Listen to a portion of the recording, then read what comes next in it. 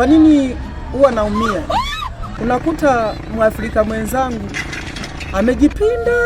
amejipinda, ameumia, amefanya kazi zake, yani amefanya mpaka amechakaa, amepata kitu au amefikiria jambo zuri, umeona, amefikiria kitu kizuri ambacho kabisa ni faida kwa wengine,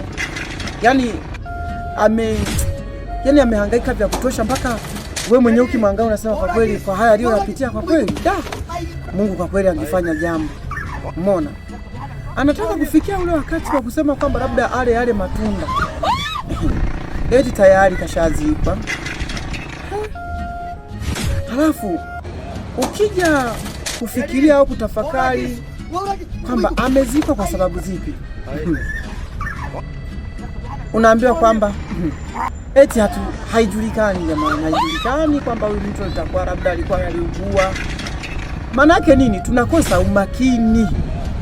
Yaani hapo nataka niwaambie kabisa Waafrika, umakini ni mdogo wa kutunza vitu vyetu.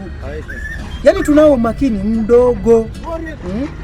Kitu tayari tumeshakiona kwamba hiki kitu kinatufaa, hiki kitu ni kizuri, hiki kitu ni matunda, kwa baadaye tutachuma. Eti ule mti uliokuwa umechipua tayari ukanyauka. Halafu unajiuliza umenyauka kwa sababu gani? Aliyeukata ni nani? Aliyekata mizizi yake ni nani? Sasa ingine unakuwa unasikia chini eti swali mdanganya fulani, wanimdanganya saa ngapi? Na yeye kwa nini awape nafasi? Kwa nini akubali kudanganywa? Na kama anapenda kabisa matunda yake, mtu umeupanda mwenyewe, umeuhangaikia, halafu nakubali mtu anakuja na kurubuni, halafu na ukata mizizi unanyauka, halafu baadaye mti wangu kivipi? Kaukata mwenyewe. Acheni kukata miti mlioipanda, acheni. Na tuache kabisa kuikata, tuiache izae matunda, tuchume na tuendelee kuchuma na tuendelee kuchuma mpaka mwisho wa dunia, pale Mungu atakapoamua mwenyewe kwamba huu mti umechoka, kwamba huu mti tayari umenyauka. Hakuna kitu kitamu sana binadamu kufia uzeeni.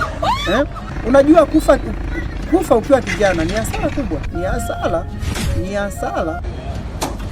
Lakini ukiwa umefikia uzee huko, hata mataifa mengine yatasema kwamba hakika kwa kweli huyo mtu Mungu alifanya yake.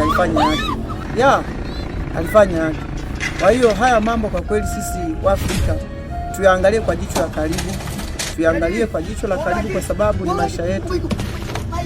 Na hii miti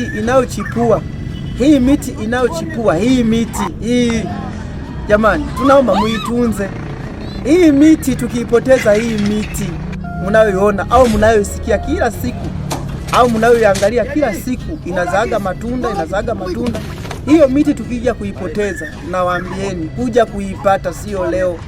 Mimi nawaambia ukweli, mti ukiukata ukapanda mwingine mpaka uje uote ufanyeje, ni shughuli. Kuna kazi na kazi yake ni nzito, uwezi wewe ukafanyaje ukaiweza. Leo hii tu mtu akikwambia ushinde kwenye jembe kuanzia asubuhi mpaka jioni, unakuta ndio hivyo, unakuta yani umeshachoka mbaya. Kwa hiyo niwasisitize sana, tutunze miti yetu, tuitunze. Ipo siku itatusaidia, hata tusipokula matunda yake basi tutachana hata mbao tujengee manyumba.